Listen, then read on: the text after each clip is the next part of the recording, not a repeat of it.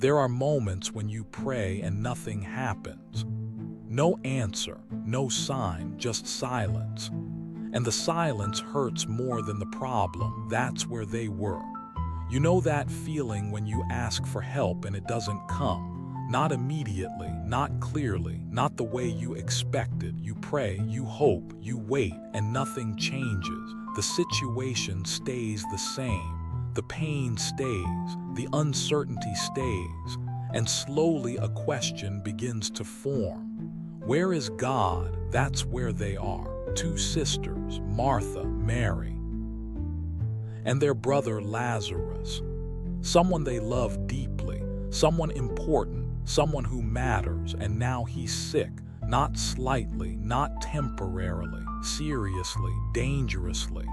The kind of sickness that changes the atmosphere of a house. Quiet, heavy, uncertain. So they do what anyone would do. They send for Jesus. A simple message. The one you love is sick. Not a demand, not a long explanation, just truth and expectation, because they know him. They've seen what he can do. They've seen healing, power, miracles. So in their minds this is simple. He will come. He will fix it. He will arrive in time, but then something unexpected happens. Jesus doesn't come. He hears the message. He knows the situation, and still he stays, not for hours, for days, and that silence starts to grow. Back in the house, Lazarus gets worse. Breathing becomes harder. The room becomes quieter. Every moment feels heavier than the last. Mary watches, Martha moves, trying to do something, anything. But there's only so much they can do, and Jesus is not there. And maybe that's the hardest part, not just the problem, but the absence, the waiting, the silence. Because sometimes it's not that God can't act, it's that he doesn't, at least not when we expect. And that creates tension, confusion, even disappointment. Why hasn't he come? Doesn't he care? Doesn't he know? And then it happens. Lazarus dies, the moment they feared, the moment they tried to avoid. Now real, final, heavy. The house fills with people, mourners, voices, tears, but underneath it all there's something deeper, a question that won't go away. Where was he? Days pass, and then Jesus arrives, finally, but now it feels too late. Martha hears he's coming. She goes out to meet him, and the first thing she says is honest, raw, direct. Lord, if you had been here, my brother would not have died. That's not just grief. That's disappointment. That's what happens when expectation meets silence. But then she says something else.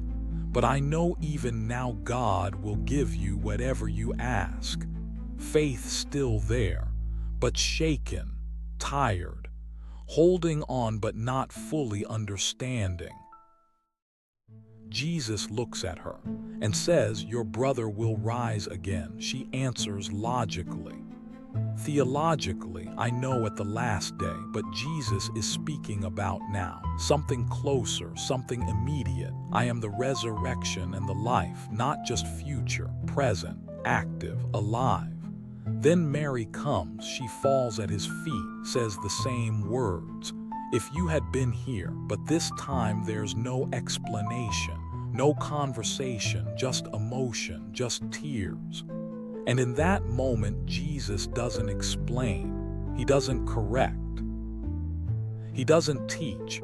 He weeps, shortest moment, deepest meaning, because God is not distant from your pain. He enters it fully.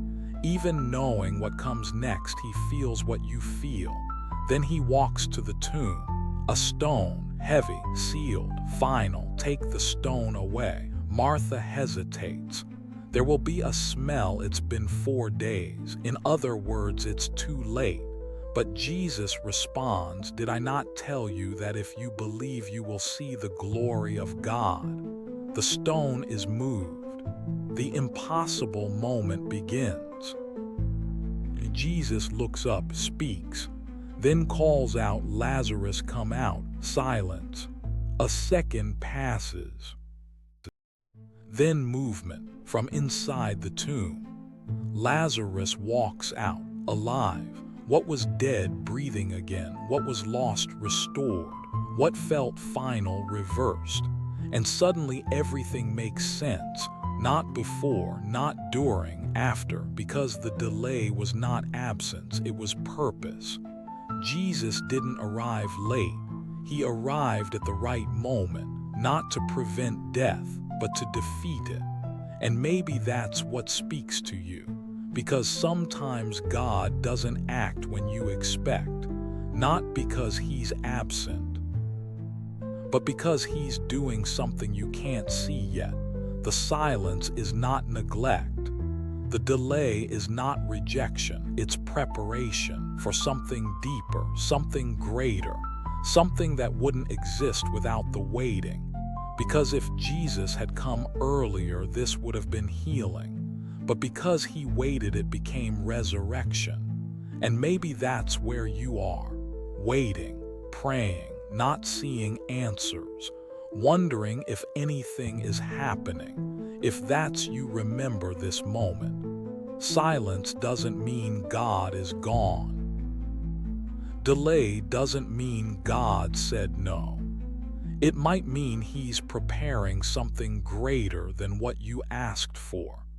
Because what feels like the end might just be the setup for something you can't imagine yet.